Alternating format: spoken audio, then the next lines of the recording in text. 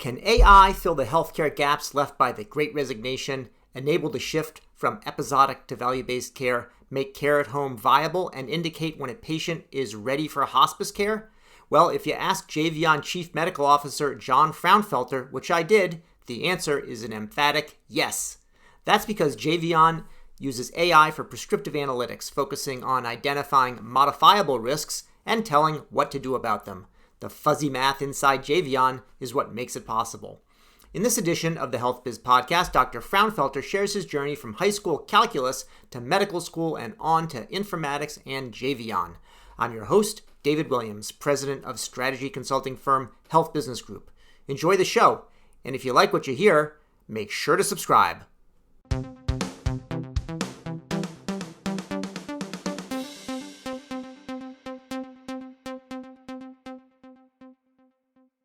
Great. Well, Dr. John Frownfelter, Chief Medical Officer of Jvion, welcome to the HealthBiz podcast. Thank you, David. Pleased to be here today.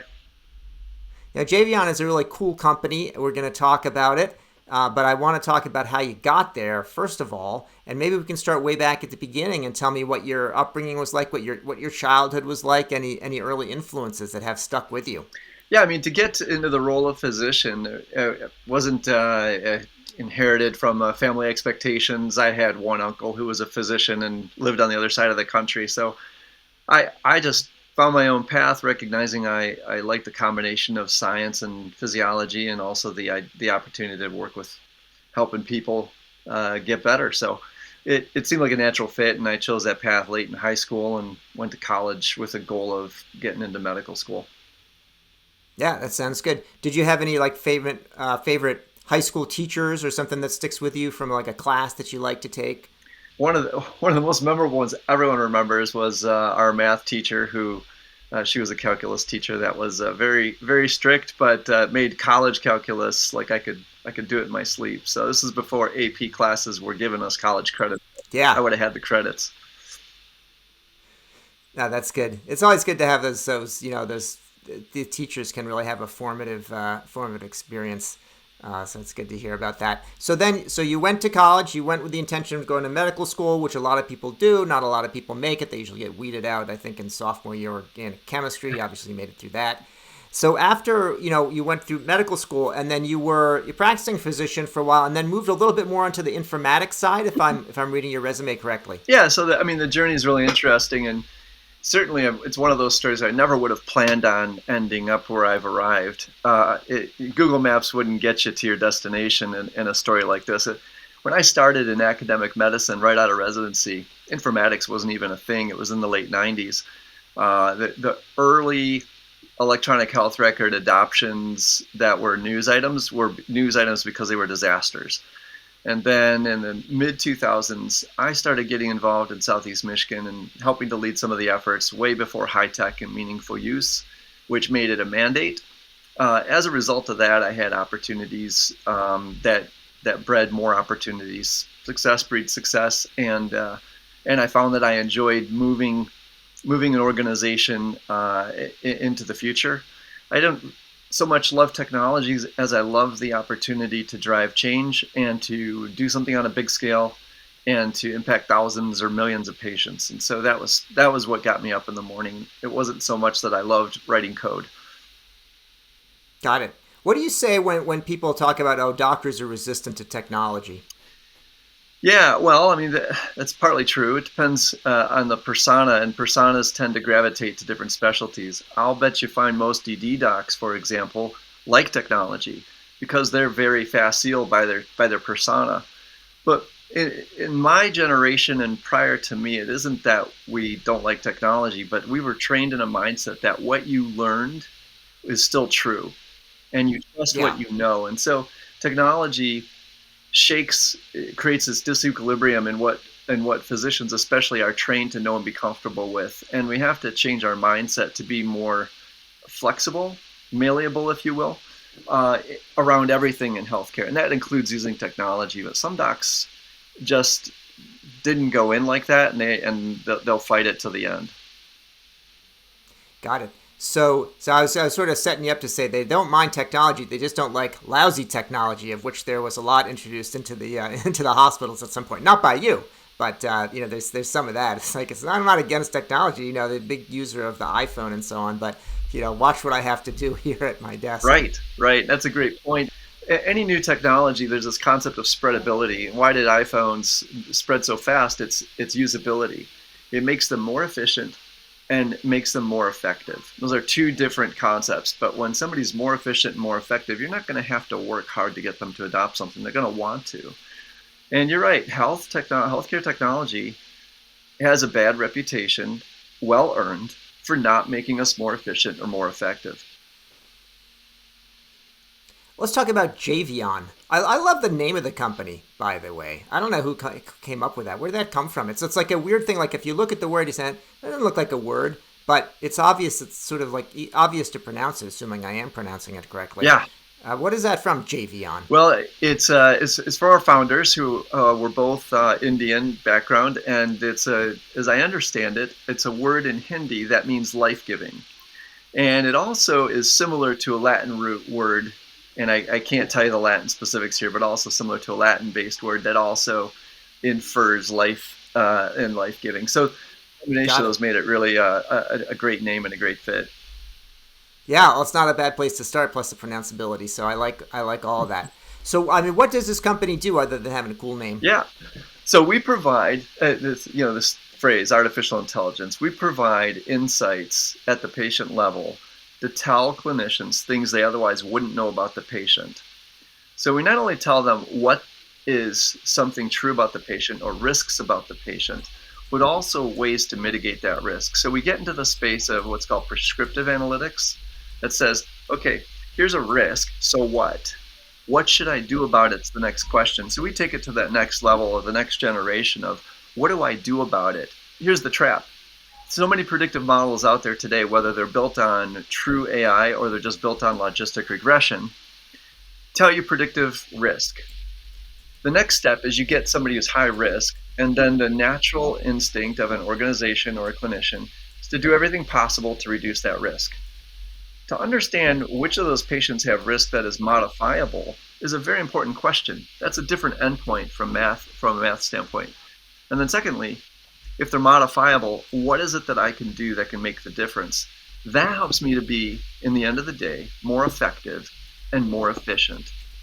And I touched on that earlier. At the organizational level and the individual level, that should be the goal. So you're working on identifying those risks with the prescriptive analytics and especially those modifiable risks, and then saying what could be done about those. Like, what would be an example of such a risk? Yeah. And so let me just give a little bit more context. We provide a holistic assessment of the patient analysis that includes the clinical and the non-clinical factors. The non-clinical are what we often refer to as social determinants. I see them as vulnerabilities, as aspects or features about the patient that especially physicians rarely concern themselves with. But we know that those non-clinical factors drive approximately 60% of health outcomes, even for patients with advanced cancer. So I'll give you an example.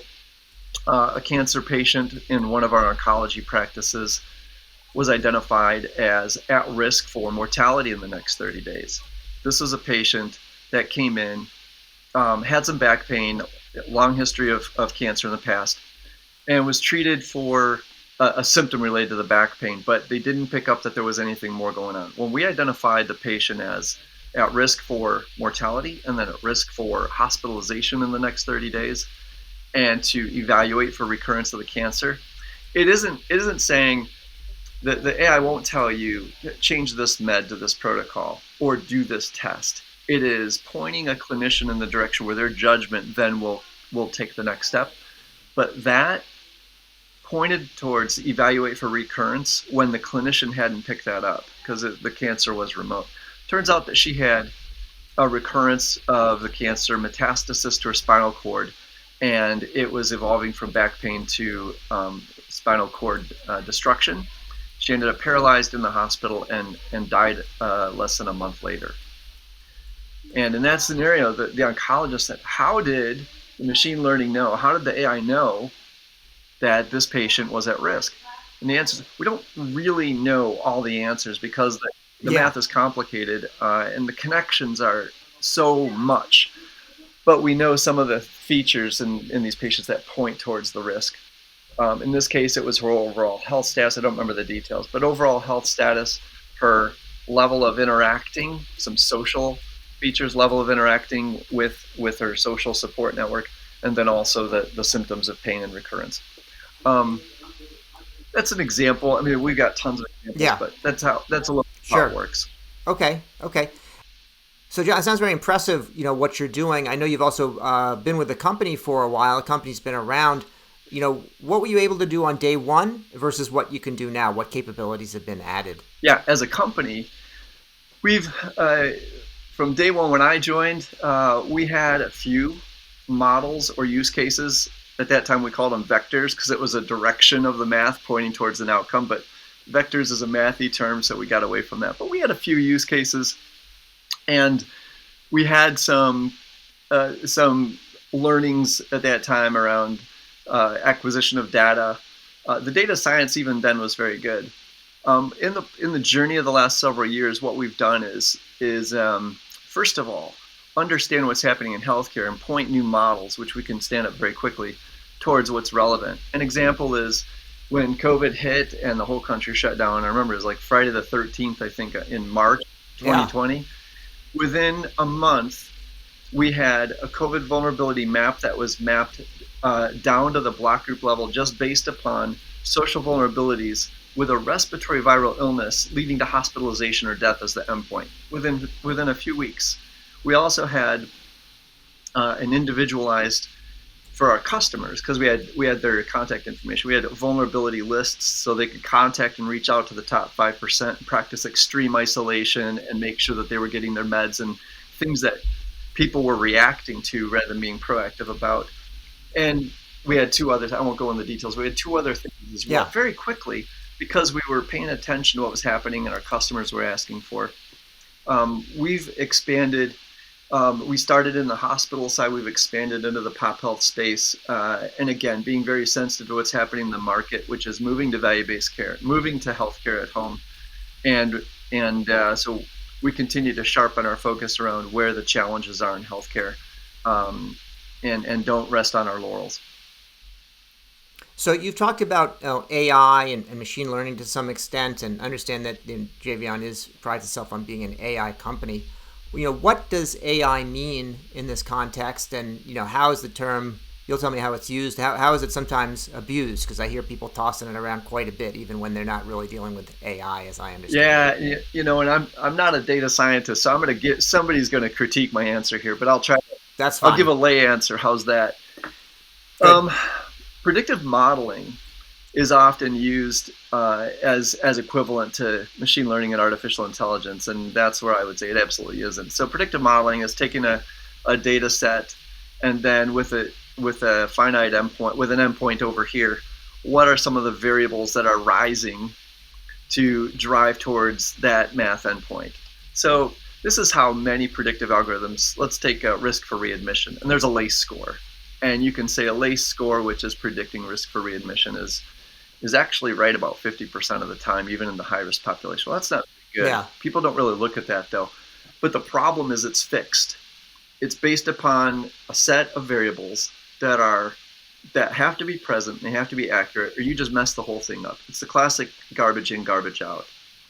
The machine learning and AI, the way we have built it, allows for this concept. I'm going to throw another term out there, fuzzy math. In other words, we can infer things that we may not know.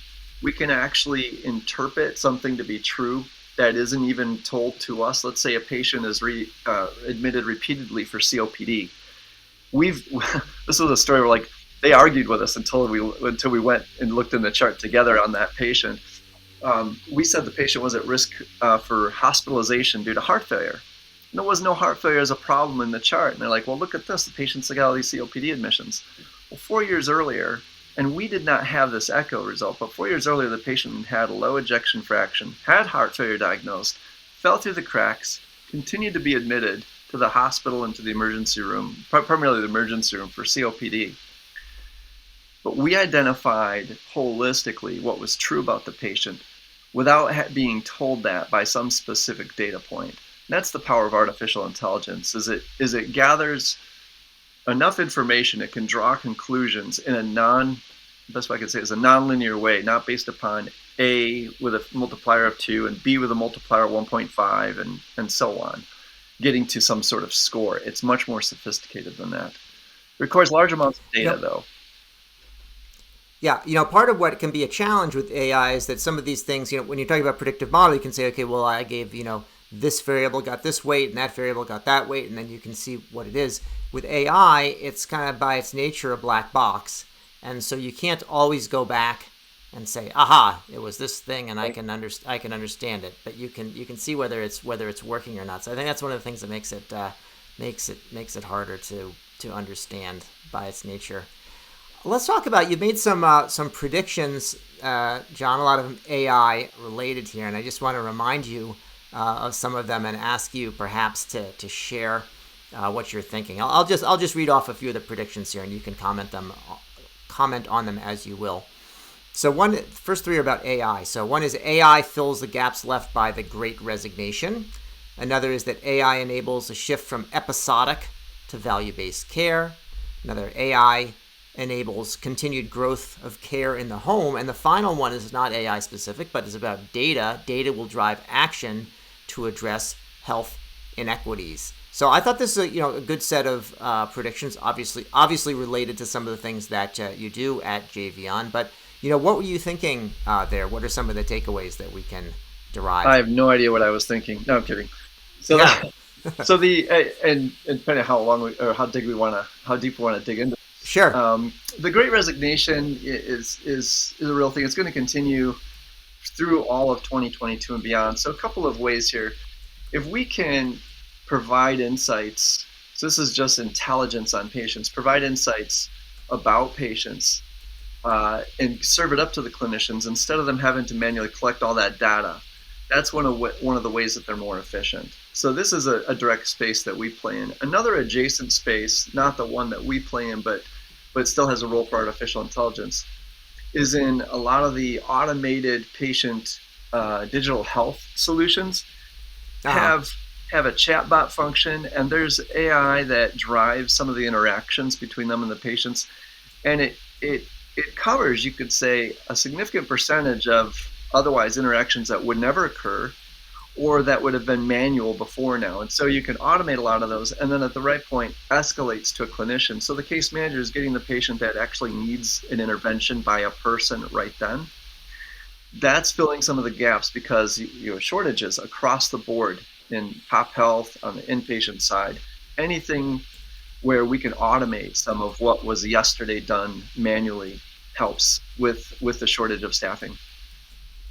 On that one, I will say that even though I'm not against technology and I'm not a doctor even, I can't stand, chatbots or in fact chat in general, because it turns out if there's anything that I actually need help with, by the time I get through the bot and then to the person, they're like, oh, you have to call for that one.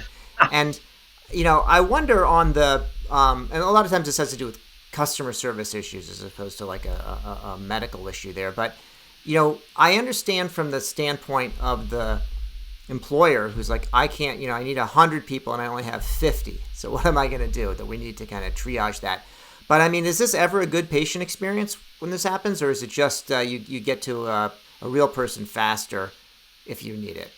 Yeah, it's highly variable. I mean, I'll confess, I've been immunized against paying attention to those automated texts. So random or standardized automated text is not driven by AI. It's just automation, and that pushes people away. So I think to become more sensitive or person aware of what the interaction should be is a role AI has to play.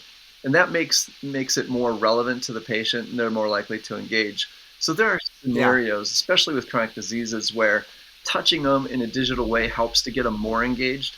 And again, as with any of these things, the litmus test is twofold. Before you deploy it, it's first, does the model work? Is it predicting correctly? Okay, that's great, but that's statistically important. But relevant clinically is the outcome. So we need to be looking at, does it make things better? No matter how good the model is, if it's not improving the outcome, then we need to take a hard look at it. So some of them are, I mean, this is a space that's highly variable right now, and there's a lot, and you're absolutely right. Automation can make us go, as Aldous Huxley said, make us go backwards faster. Yeah, that's a good one. Good quote. So I think I understand, Great Resignation, great people are gone, so we need somebody to fill in that's not going to complain, or have a shift when they need to go home or not have to worry about, catching COVID. Value-based care, I can see that as well, not just the episodic, but more of an opportunity to be able to, to check in at will. Help me understand this one about the growth of care in the home. Now, that has certainly been a big theme in general. Why is AI related to that? Well, it's largely related to understanding, I would say two things. One, understanding risk for patients. And those risks or vulnerabilities might be, again, non-clinical, or they may be clinical. So you take a patient who's about to be admitted to the hospital, and they qualify for hospital at home. Yeah. We also need to understand, is this patient, because they're going to have to engage with technology if this is going to work. Do they have good internet access at home? Do they have social support? Because you're almost like crowdsourcing when they have a bowel movement, they can't help themselves, like their daughter, their next door neighbor's got to come and help them. So understanding social support, how are they going to get meals, and the logistics around that. Those are things where AI can actually help to understand. We have this level of detail to understand social vulnerabilities and risks to say, clinically they meet criteria, but you've got some social areas that are really patient at risk, and you need to make sure you address those as well. And then they can be at home in a more safe trajectory towards the outcome that everybody wants, which is they recover. The other way is, as patients are managed and they're pretty sick at home, understanding risk to the patient where they're on one of two paths. They're either deteriorating and likely to need admission to the hospital, and to understand that, or also not only deteriorating, but their life expectancy is so short, we need to really look at other options like palliative care or hospice. And oftentimes with cancer patient, they end up there too fast and die in the hospital, and nobody wanted that. And so those are a couple of areas where AI can help with transitioning patients and having a better experience at home and avoiding the hospital. There's a couple of examples that you've given where, if anything, the AI is kind of like more objective and takes the human out of the picture, and may result that way in taking away some of the emotion or some of the biases. So the kind of too late ending up in palliative care or hospice is a common thing, and a lot of times it's because people don't want to have the conversation, or you think you're giving up, or whatever it may be. And actually having a program that just sort of like looks at things and saying, these patients look like patients that should be in hospice, is worthwhile, and then maybe it allows the individual, hopefully it won't be a bot that tells them that, but it allows their caregivers and providers to have that conversation. It struck me also that when you were talking about kind of at the beginning of the COVID shutdown, and there's a ton of fear and not a lot of information, if you go and do this kind of mapping based on what you have and the sort of pattern of the respiratory illness and movement and so on, you could actually get down to that being pretty useful, even without having a real model of how COVID itself worked. So you didn't have to have, for example, the bias about whether it was airborne or not, where people are saying it wasn't. But you don't need to know that. If the AI sees that this type of pattern is leading to people being in the hospital and dying, that's enough to know. So it strikes me it may be useful in those ways. It is. It's surprising. AI should tell us something that is not always intuitive. If it just tells me something that clinically is intuitive, or I already know, something helpful. So it should see things, use enough data to see and inform me of something that I didn't think of or didn't realize. Yeah, good. And sometimes it's used for trivial purposes, like you see it used for like nutrition. And I asked somebody with this once, and I said, does it always say just get the broccoli? I mean, and they said, no. But, I think 99% of the time it does, unless you're allergic to broccoli. So, all right, let's shift away from Jvion and back to the personal side.